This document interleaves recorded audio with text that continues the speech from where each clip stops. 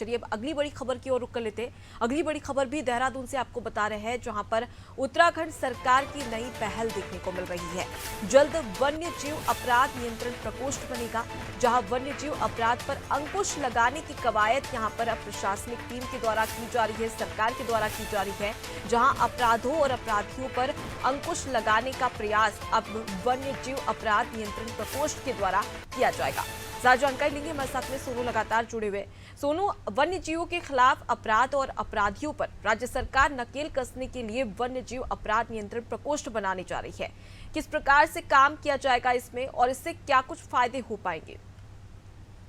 देखिए, आप जानते हैं अनुपमा कि उत्तराखंड का काफी बड़ा भूभाग जो है वन्य क्षेत्र है और वन्य क्षेत्र से आच्छादित है। तो ऐसे में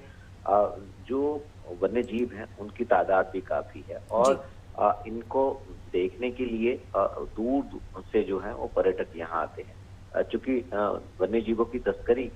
पर लगातार सरकार रोक लगाने की कोशिश कर रही है और खास तौर पर जो नेशनल कॉर्बेट पार्क है या उत्तरकाशी में जो वन्य जीव के जो पार्क हैं इनके लिए खास तौर पर जो उत्तराखंड में वन्य जीव से संबंधित जो अपराध होते हैं उनको कैसे रोका जा सकता है, उन पर कैसे अंकुश लगाया जा सकता है, इसके लिए अब सरकार ये प्लानिंग कर रही है कि आने वाले समय में एक प्रकोष्ठ का गठन किया जाए और जिसका उद्देश्य सिर्फ और सिर्फ यही होगा, एक तो जो वन्य जीवों से जुड़े अपराध हैं उनको कम करना और वन्य जीवों से जुड़े अपराधों के साथ साथ जो अपराधी हैं इस क्षेत्र में अपराध करने वाले वन्य जीव से संबंधित जो अपराधी हैं इनके क्योंकि जो तार है वो अंतर्राष्ट्रीय स्तर पर भी जुड़े हैं, तो ऐसे में इस नेटवर्क को खत्म करना और इस प्रकोष्ठ की जो कार्यप्रणाली है वो यही होगी कि जिस तरह से उत्तराखंड में वन्य जीवों की तादाद बढ़ रही है उसी तरीके से वन्य जीवों के अपराध भी तेज गति से बढ़ रहे हैं। तो इस अपराध को और इन अपराधियों को कैसे बेनकाब कर सकती है सरकार, तो वन विभाग अब इसके लिए कवायद कर रहा है और आने वाले समय में जब हम देखेंगे ये जो वन्यजीव अपराध नियंत्रण प्रकोष्ठ है,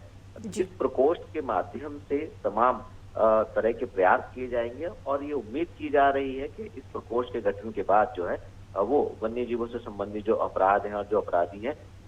उनकी रोकथाम की जा सकेगी, उनको गिरफ्तार किया जा सकेगा और जो अपराध हैं उनका दायरा कम किया जा सकेगा। जी बिल्कुल। तो अब ऐसे में वन्य जीव अपराध नियंत्रण प्रकोष्ठ कहीं ना कहीं जो तमाम तस्कर है जिसके द्वारा वन्य जीवों की तस्करी की जाती है उस पर सख्त कार्रवाई तो होगी ही, साथ ही साथ जो अपराधी है उन्हें एक सख्त सजा भी यहाँ पर दी जाएगी। मैं आपके पास लौटूंगी सोनू, आगे भी आपसे अपडेट लेंगे। तो देखिए, प्रकृति की मूलभूत धरोहरों में से एक वन्य जीवों को भी कहा जाता है और इन वन्य जीवों को आधुनिकता के इस दौर में लगातार उनकी तस्करी की जा रही है, उनसे पैसे का एक कमाई का जरिया बना लिया गया है। अब इसी पर लगाम लगाने के लिए इस प्रकोष्ठ की स्थापना की जा रही है, जिसमें कई सारे जो अपराध इसमें अगर शामिल होते हैं, अपराधी इसमें शामिल होते हैं, तो उन पर सख्त कार्रवाई भी राज्य सरकार की ओर से की जाएगी।